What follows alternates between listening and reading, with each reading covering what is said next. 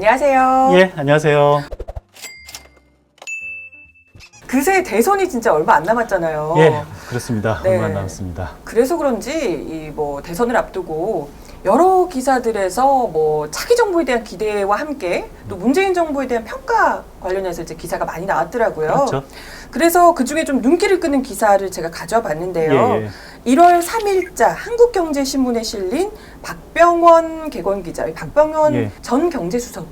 그 이명박 정부 때 네. 경제수석을 해서 이명박 정부의 그런 경제 전체를 어허. 좌지우지한 뭐 어마어마하게 훌륭하신 분입니다. 아, 그렇군요. 이분이 굉장히 좀 의미 있는 평가를 하셨더라고요. 예, 그렇더라고요. 현 정부가 일자리 창출에 실패한 원인이 예. 투자 진흥에 실패했기 때문이다. 이런 이제 주장을 하셨더라고요. 그렇죠. 그래서 이제 여쭤보고 싶었어요. 예. 투자 진흥이 뭘까요? 뭐 말 그대로 기업이 네. 투자를 얼마나 많이 해서 뭐 총고정 자본 형성 얼마나 많이 했냐 쉽죠?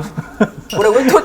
총고정? 네, 뭐요? 이게 투자를 한다는 네. 얘기는 뭐 돈을 버린다는 얘기는 아니고 네. 돈을 어디다가 투입해서 무엇을 산 거잖아요. 뭐 음. 건물을 산다던가 아니면 설비를 산다던가 기계를 산 거잖아요. 네네. 그런 모든 그런 고정 자본, 그런 자본 전체가 얼마나 늘어났냐라는 거예요. 그래서 병원 이사장의 말에 따르면은 뭐 문재인 정부는 뭐 시장을 싫어하고 기업을 싫어하는 사람이니까 네. 자꾸 막 정부 위주로 뭔가 하다 보니까 기업들이 투자를 하지 않아서 일자리가 줄었다라고 이렇게 판단을 내린 거죠. 얼핏 그럴듯해 보이는데 사실인가요? 전혀 사실이 아닙니다.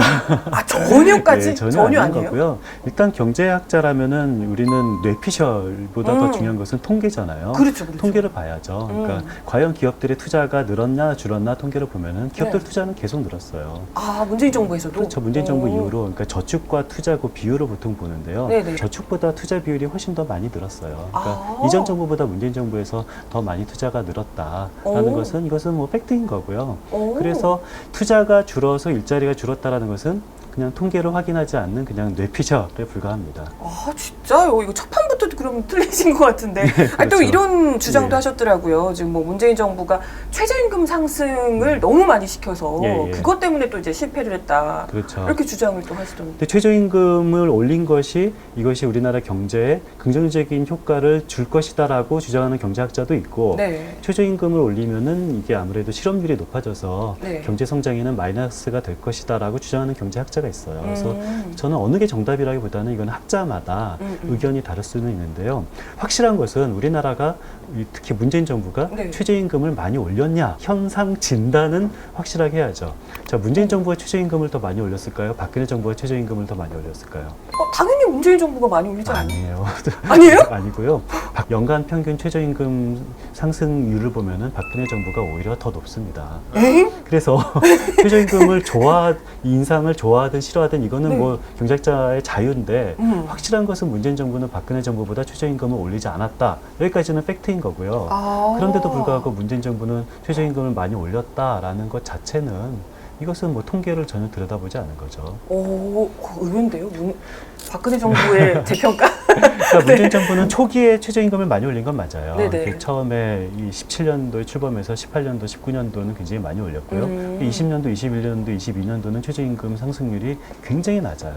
그래서 5년을 평균 해보면은 박근혜 정부보다도 오히려 최저임금 연평균 상승률이 적다라는 사실을 우리는 알 수가 있고요. 그래서 문재인 정부는 말로는 최저임금을 많이 올렸고 실질적으로 안 올렸고 박근혜 정부는 그냥 실질적으로 최저임금을 문재인 정부보다는 더 많이 올렸습니다. 원래 모르는 자료 찾아오신 건 아닐 테고. 예, 우리나라 대한민국 정부 공식 통계입니다. 네, 그런데 이렇게 유명하신 분이 이렇게 제대로 된 팩트가 아닌데 이렇게 얘기를 하셔도 되는 거예요? 그렇죠. 저는 이런 게 안타까운 건데요. 네. 경제학자들의 존재 이유는 이게 뇌피셜 말고 실제 통계를 보고 실증적으로 데이터를 보고 자기의 어떤 이론을 펼쳐나가라고 경제학자의 존재 이유라고 생각하는데요.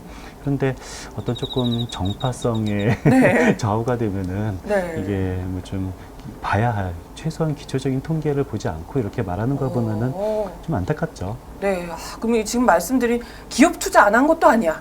최저임금 너무 올린 것도 아니야. 그렇죠. 둘 다 아니고. 예. 그런데 이제 지금 이분이 또 주장하신 예. 기사 제목에 이렇게 나왔더라고요. 나라비 폭증하는데 재정 적자 줄이겠다는 대선 후보 왜 없냐 이런 한탄을 하셨던데 그렇죠. 그러면서 뭐 이러다가 신용등급 하향 조정되면 어떡하냐 이런 걱정까지 하시더라고요. 그러네요. 굉장히 많은 걱정을 하시는데요.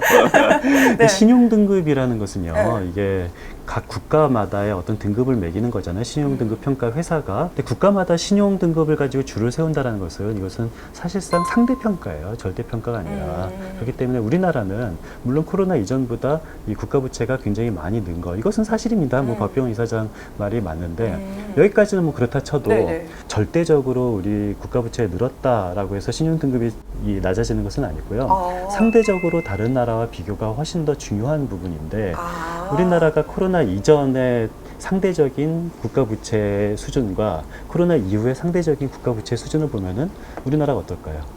우리도 낫군요. 우리 훨씬 좋아요. 그러니까 다른 나라 같은 경우는 뭐 어마어마하게 코로나 이후에 재정을 쏟아 부었는데요. 네네. 예를 들어서 20년도 코로나 첫 해 같은 경우는 OECD 평균 국가가 재정 수지 적자 폭이 한 GDP 대비 한 마이너스 12% 정도거든요. 오. 감이 오나요? 아니. 그렇죠. GDP 대비 마이너스 네. 12%가 네. 이게 어느 정도 큰 규모인지 감이 안 올 수가 있는데 네네. 우리나라 GDP가 한 대강 2,000조예요. 2,000조의 10%면은 200조겠죠? 네네. 정부 총지 출연 500조 원 정도 되는데 근데 500조 원 중에서 네. 적자 규모만 200조 원이 넘는다는 얘기예요. 와. 우리나라 재정수지 적자는 GDP 대비 마이너스 한 3%에 조금 넘거든요. 최소한 상대적으로는 네네. 뭐 굉장히 다른 나라보다 이 재정 건전성이 우수한 건데요. 오. 그렇기 때문에 신용 등급이 떨어질 리는 없습니다. 상대적으로는 오히려 더 올라가는데 네. 어떻게 신용 등급이 떨어집니까? 아, 그러네요. 우리 언뜻 생각하기로는 진짜 재정 적자 많이 늘어나니까 당연히 신용등급 떨어질 것 같은데 그게 그렇죠. 아니라 상대적으로 다른 그렇죠. 나라들이 더 많이 떨어졌기 때문에 근데 뭐 실질적으로는 어찌 됐건 그게 걱정할 수준은 아니라는 거. 그렇죠. 네네. 근데 저는 뭐 걱정을 하는 사람도 필요하고 뭐 괜찮다라고 네. 더 적극적으로 써야 된다라고 주장하는 사람 저는 둘 다 필요하다고 봐요. 근데 다만 지금 현재 주장에 대한 근거는 정확하게 가지고 있어야죠. 근거가 명확하지 않는 예를 들어서 뭐 일어나지 않는 가정, 뭐 신용 등급이 떨어지겠다면 문제다. 그렇죠. 이쁘죠, 이쁘. 이게 경제학은 가정의 학문이에요. 그러니까 무슨 소리냐면은 가정에 따라서 결과는 얼마든지 달라집니다. 만약에 우리나라가 뭐 경제 성장률이 매년 50%씩 하락한다면 우리나라는 망하는 나라인 거고요. 그러니까 가정에 따라서 결과는 얼마든지 다른 결과를 초래할 수 있어서 네네. 우리는 어떤 가정에 따른 결과냐를 봐야 돼요. 그런데 우리나라 신용 등급이 하락한다면 이라는 그런 가정이 네. 뭐 사실상 다른 나라와 상대적인 비교를 봤을 때 뭐 이게 그렇게 합리적인 가정은 아닌 거죠. 아니 근데 이분이 아까 얘기하셨지만 그 이명박 정부에서 어찌됐건 경제 수석까지 하셨던 그렇죠. 엄청난 분이시잖아요. 이게 근데 어마어마한 분이죠. 그런 분이 이거 몰라서 이렇게 쓰셨어요? 그러니까 저도 그게 궁금해요. 이게 과연 기본적인 통계를 보고 하시는 말씀인지 아니면은 안 보고 하시는 말씀인지 그건 저도 알 수가 없습니다. 아니 기사를 굉장히 좀 특별 기고 해가지고 양도 엄청 많더라고요. 기사 자체도. 일면부터 네. 전면과 일면에 이어지는 어마어마한 특별 기구였죠. 네, 그리고 또 이제 어쨌건 뭐 경제학적으로도 경제적으로도 굉장히 좀 명망이 있으신 분인데 그럼요.